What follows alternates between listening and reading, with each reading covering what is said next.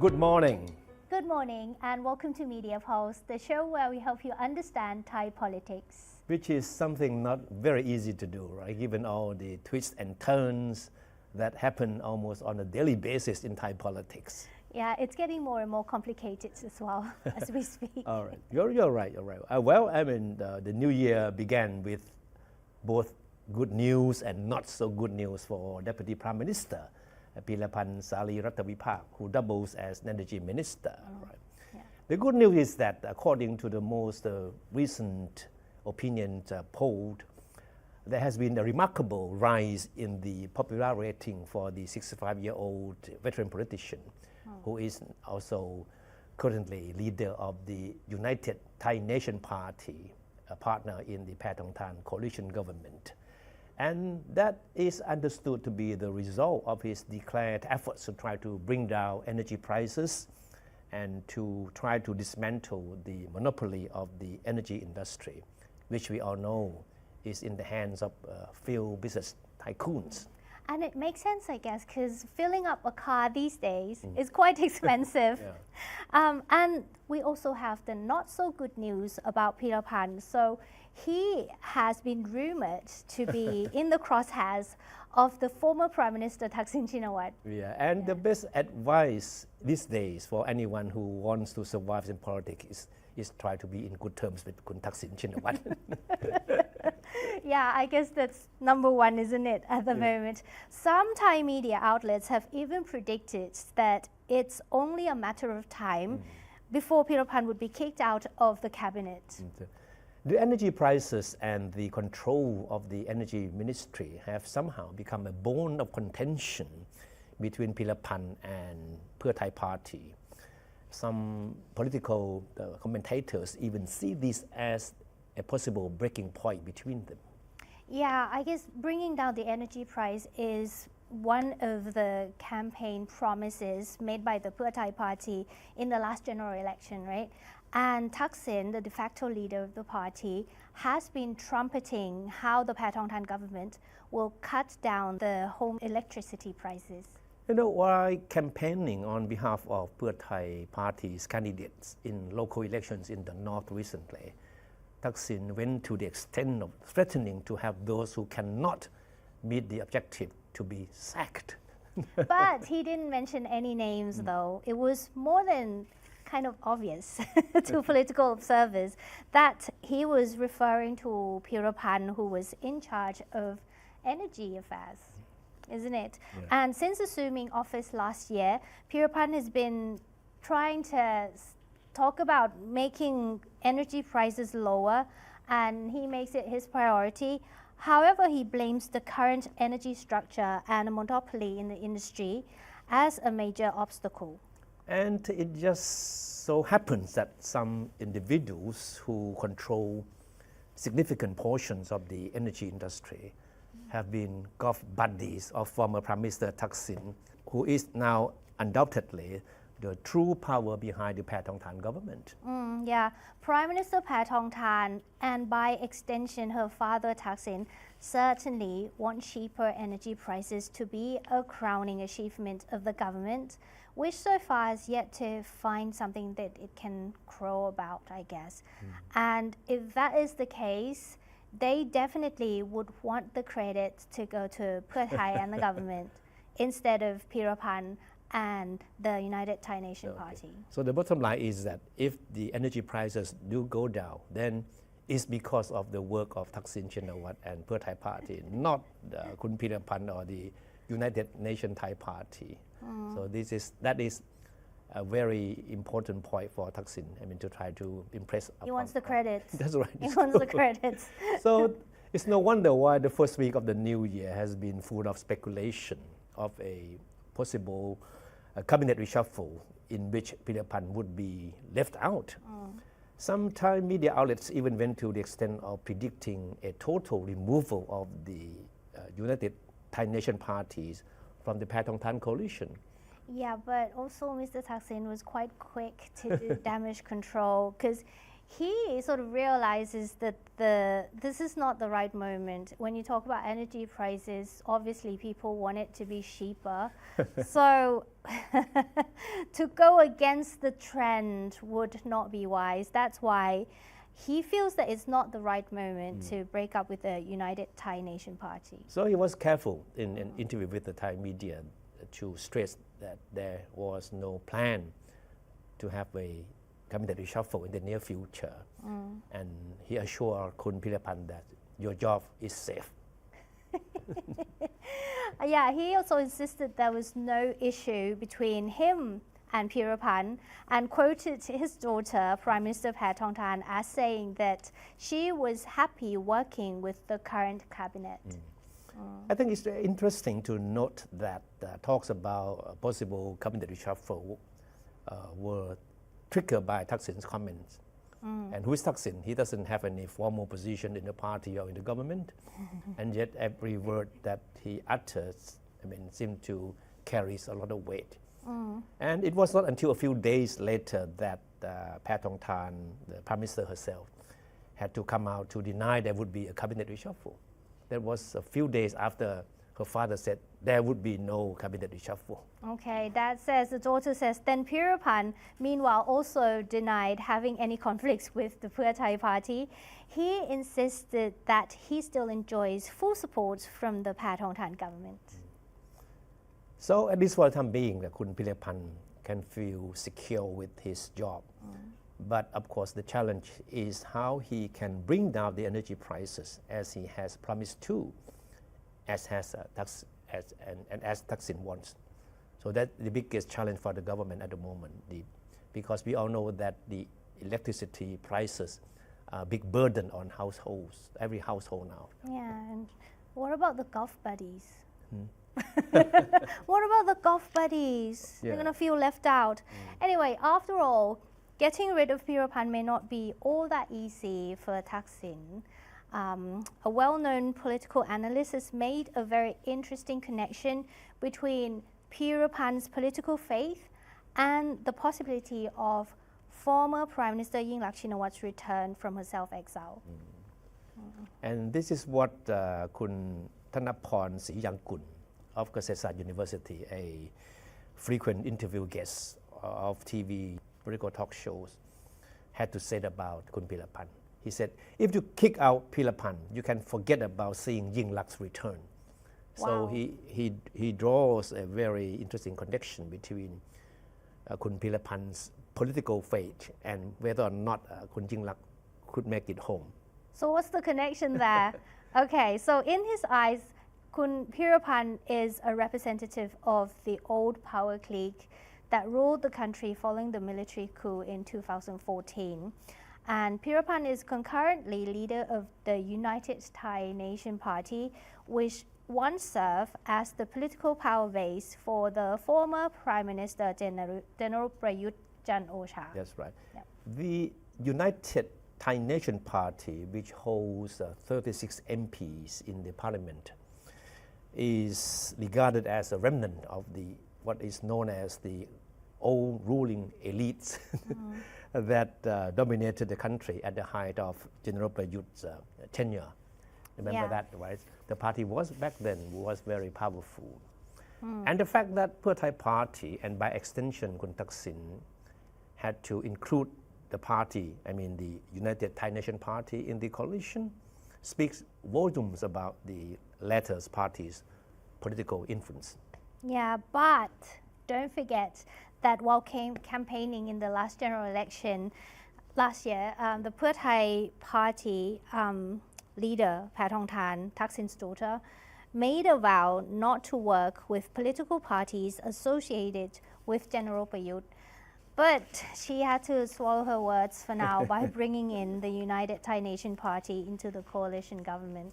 And this is again believed to be part of the so-called super political deal that allowed Thaksin to end his self-exile in August 2023 and to return to play an active political role on the condition that he worked with the old power cliques. And the deal is also believed to be extended to cover Yingluck's eventual return. So I guess in short, no matter how much the Pheu Thai and Thaksin want to get rid of Pirapan, they have no choice but to bear with his presence in the government for now. Basically, what Pheu Thai and by extension Kun Thaksin wants is to get rid of Pirapan, according to a number of political analysts, and then take back the energy portfolio, because that is a very important ministry. Yeah, it's true.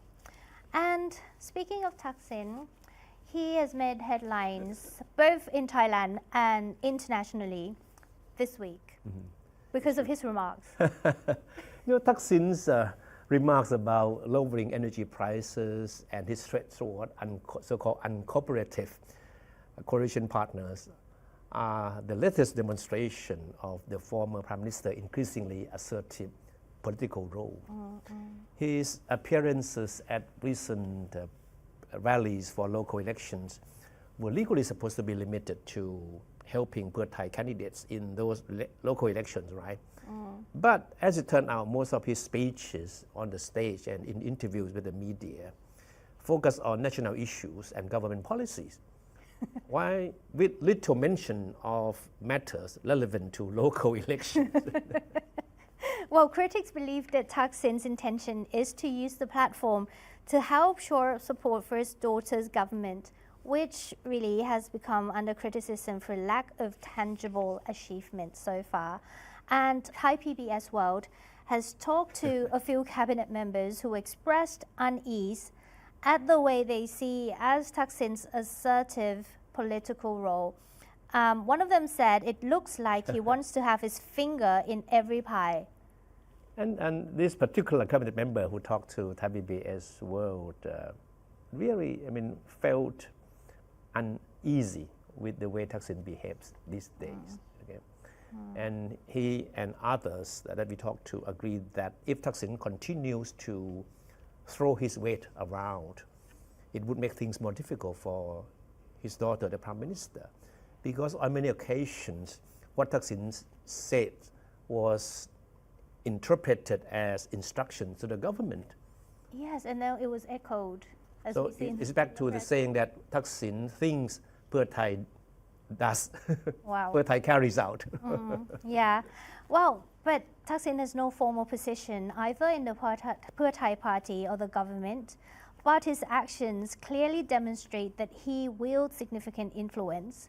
And there is no doubt that his conducts often place the Prime Minister's daughter in awkward positions. Most recently, earlier this week, Prime Minister Paetongtarn had to come out to personally clarify what was obviously a racist comment by her father during a campaign speech for a local election in Chiang Rai. So, Kun Thaksin described African women as black with flat noses. And he says, black with flat noses and yet are able to fetch millions of baht as models. Wow. And this is reported both in the Thai media and international media.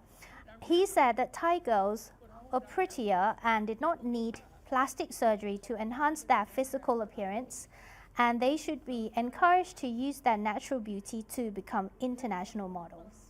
What Thaksin said certainly caught everyone by surprise, including his daughter.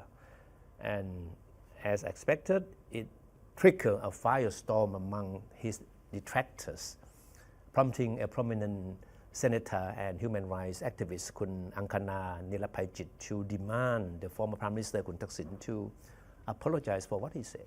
Did he apologize? So far, he has shown no signs that he will apologize. Not yet. Prime Minister Paetongtarn later took pains to defend her father, insisting that he did not intend to be racist. She claimed that Thaksin was merely trying to encourage Thai women to be proud of their natural beauty without having to resort to plastic surgery. So here's what she says. She says, I suggest you listen carefully again to what he said. You must be mistaken to think that what he said was racist. Yeah, and then she added, just like my father said, why would Thai women want to have a plastic surgery? We can be beautiful in the Thai way. Even without a nose job or surgery, we can shine on the catwalk in our own unique way. Now, unfortunately, Paetongtarn's attempt at helping her father somehow backfired. The reaction from her detractors on the social media to her remark was swift and brutal. Images of her younger days, where she appears significantly different from her current self, have been widely circulated in memes, mocking her in connection with her no plastic surgery remark. These are quite harsh memes, but I mean, we all look different when we were younger, weren't we? I mean, anyway, we are going to talk about another politician who has been around much longer than Thaksin. That's right. And a lot of people listen when he says, like when he has something to say, he has this reputation of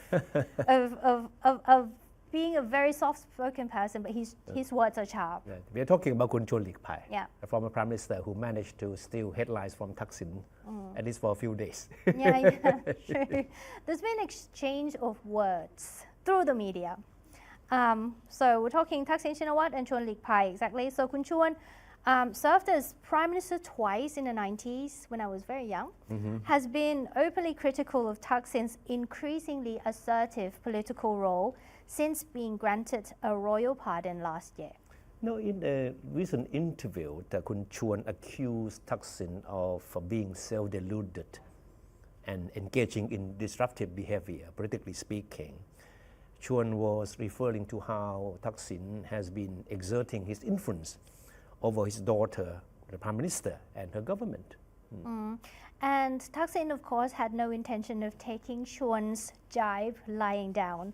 He hit back, describing Chuan as a sore loser. Thaksin recalled how the Democrat Party under Chuan's leadership lost heavily to his Thai Party back in 2001.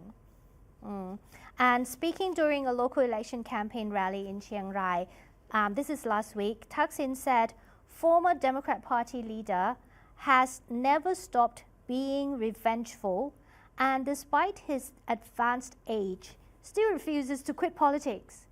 Chuan is now 86 and shows no sign of preparing to give up his political career in the future. Of course, as expected, the Thai media did not allow the issue to go quietly. So journalists went back to Chuan for his comments, his reaction to what Thaksin said about him. And once again, Kun Chuan lived up to his moniker as the so-called honey-raised razor. You know, razor which is very sharp, but is laced with honey.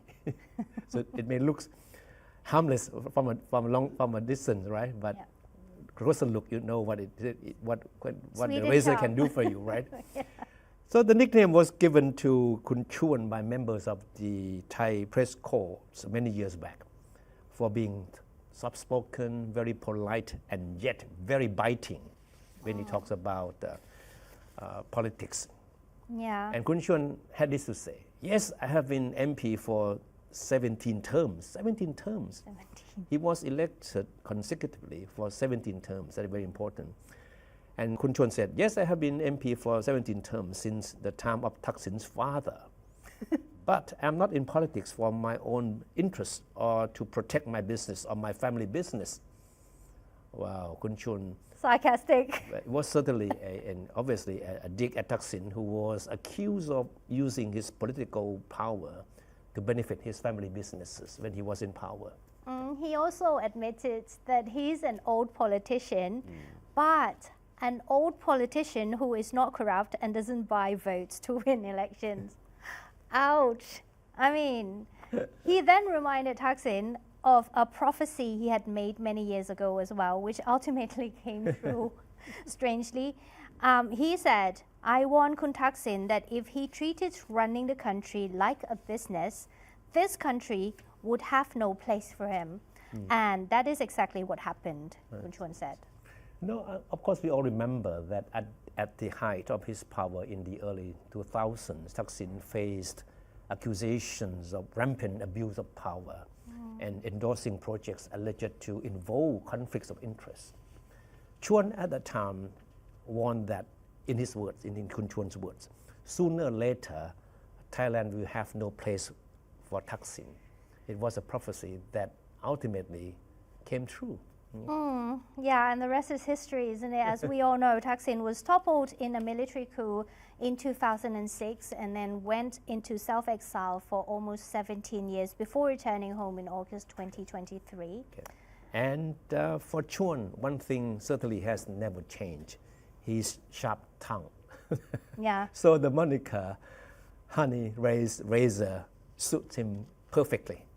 The Thai media has been doing their job very well. I mean, it's quite tiring, isn't it? When going back and forth to Thaksin to Chuan and then, no, to Chuan to Thaksin and then back to Chuan. Anyway, it's quite fun. Okay. And now let's look at the stories about the Prime Minister herself, who is, I think, in her comfort zone this week.